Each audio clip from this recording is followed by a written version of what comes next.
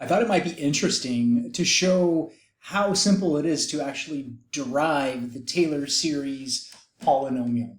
So one way to approach this is to say, you know what, we believe that the function that we are trying to approximate, which could be sine of x or cosine of x or a combination of trig functions, transcendental functions, anything, and we want to approximate it at x equals x naught.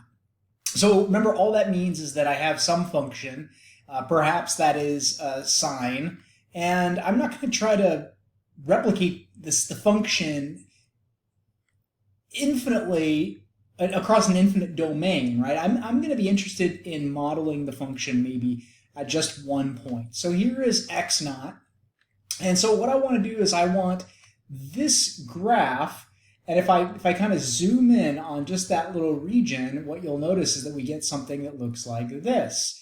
And so what I want to do is at x equals x naught, maybe that's that point right there, I want to model as much of the neighborhood of that point as I can. And we believe, or we're trying to determine, is it possible to an exact approximation, I guess it wouldn't be an approximation anymore, by an infinite number of polynomial terms. So notice that you have your constant, you have a linear term, because this will have x to the first in it. Then you have your quadratic and cubic and so on, and infinitely many of these. And remember, the more power functions that we have, the more polynomial terms that we have, the more curvature we can account for in what it is that we're trying to approximate.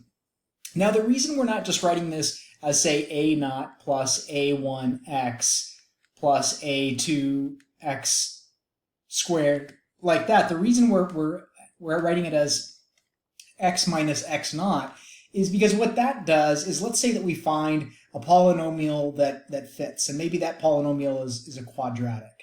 Well, this is maybe what I'm claiming is the approximation to this over here, but it's at the wrong location, right? This is centered at x equals 0. So what I want to do is I want to shift this thing, this whole graph, over x naught units.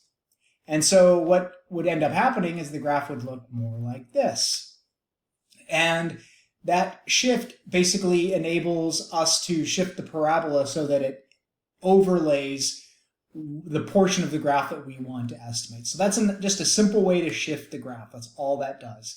Now, if it's x naught itself is negative, you'll shift it to the left. If you had, say, x plus 3, it would be a shift to the left of 3 units relative to x equals 0.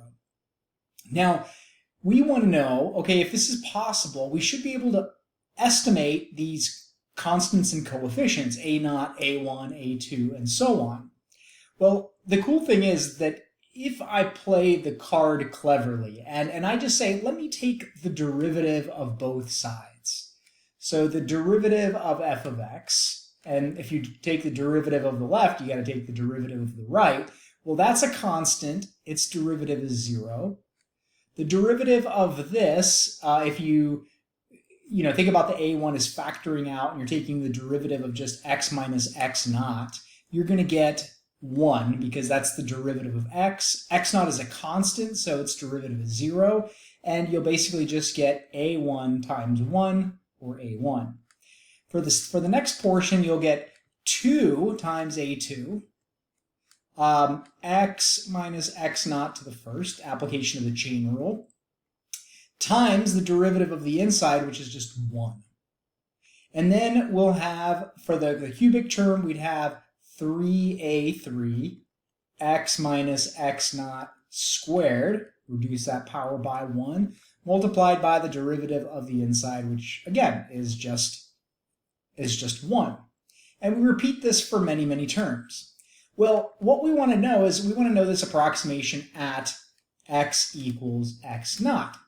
So if in all of these expressions I replace x with x naught, notice what happens in all of these except a1, all of these become 0 because I'm approximating at x equals x naught. So basically then what I am left with is that df dx is equal to a1. Now, what do you mean df dx? Df dx isn't a function.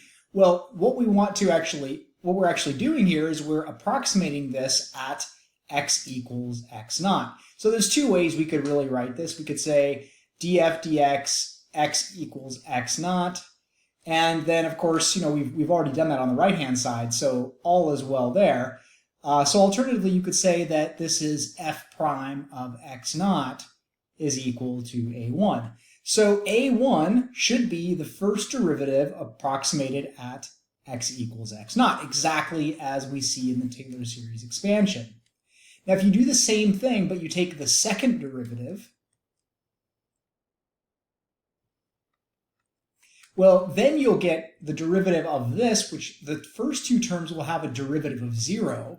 The derivative, we're not plugging in x equals x naught yet, the derivative of 2a2 x minus x naught will just be 2 times 1 a2. Why times 1? Well, because we're applying the power rule. You don't really need the 1 there. I just want you to see that it's 2 factorial. And then here, we'll actually have 3 times 2 times a3 x minus x naught to the first. The quartic term for a 4x minus x naught cubed, its derivative will be plus 4 times 3 a4x minus x naught squared. Now, once again, if you evaluate this at x naught, all right, that's just the second derivative. That second derivative evaluated at x naught, well, then you're just going to be left with 2 times 1 times a2, and that implies that a2 should be 1 over 2 times 1, just write it as 2 factorial, times the second derivative evaluated at x naught. And you can see that as you begin to repeat this, when you take the derivative of the second derivative, well, this term right here will actually, its derivative will be 3 times 2 times 1 times a3, and that is all we have left there. And then this one would be plus 4 times 3 times 2 a4x minus x naught.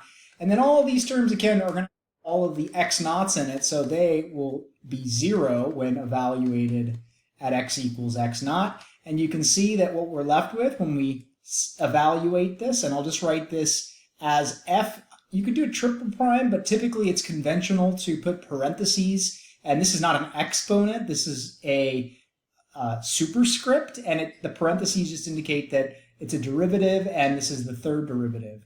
Evaluated at x naught should be 3 factorial times a3, and therefore a3 would be 1 over 3 factorial times the third derivative of f evaluated at x naught. And you can see that this generalizes, right? Every time we take the derivative, it just bumps over to the next term. So in the fourth derivative, you'll have 4 factorial a4 equals the fourth derivative, and on and on and on this goes. And so you can see that it requires a little bit of forethought in terms of how we're going to plan out this derivation, but we first start off saying, hey, I think you can approximate this with a shifted polynomial. And then we say, well, what would the values within that polynomial be that we have to approximate or estimate to model f of x? And now we've just derived that.